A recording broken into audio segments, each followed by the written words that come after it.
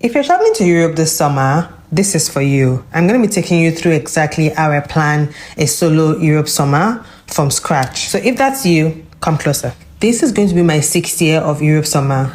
I have done Europe summer every year for the past 5 years, so I'm your girl for everything Europe summer. Class is in session. The first thing I do is get my visa. I always say that Europe summer is one destination that you plan backwards. You get your visa before choosing the destination. If you want more details on this, check out the guide in my bio. Schengen visa gives you access to 29 countries, so you can apply from any one of them. The next thing I do is choose my destination. I decide on the countries and cities that I want to visit, and for this I use 2 apps, Google Maps and Trainline. Let me give you a practical example. Last year, I knew I wanted to visit Slovenia, so I checked Google Maps to see cities and countries around Ljubljana, Slovenia. That way, I saw that Zagreb, Croatia was a 2-hour bus ride from Ljubljana, Slovenia. On the map, I saw that Zagreb to Split was a 3 hours bus drive. So my itinerary was Ljubljana to Zagreb, Zagreb to Split. Lastly, I wanted to go somewhere where I could shop. So it was between Barcelona, Italy, and Paris, whichever was closer to Split. So I checked the map and I saw that Rome was very close to Split. And I Googled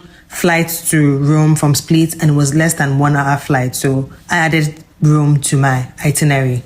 And that's how I decided on the cities and countries that I was going to visit for summer 2025. This is my biggest hack. This is my playbook. It has worked for me, and you can do this for any country or any city that you're visiting. This is something that I call following the map. Now that you have your visa and your itinerary, the next thing is to book your flight. I used to book hotels before my flight, so don't be like me, book your flights first. And this is because your flight sometimes determines how long you spend in a city. For example, some airlines in Europe do not fly all the routes on a daily basis. They only fly on specific days. So that will determine how long you're staying in a place. For this, I use Skyscanner. It shows you all the routes, the pricing for different airlines, and you can either book with Skyscanner or go directly to the airline's website to book. The next thing I do is accommodation. Booking.com and Airbnb are my go-to. There's something for every budget on this website.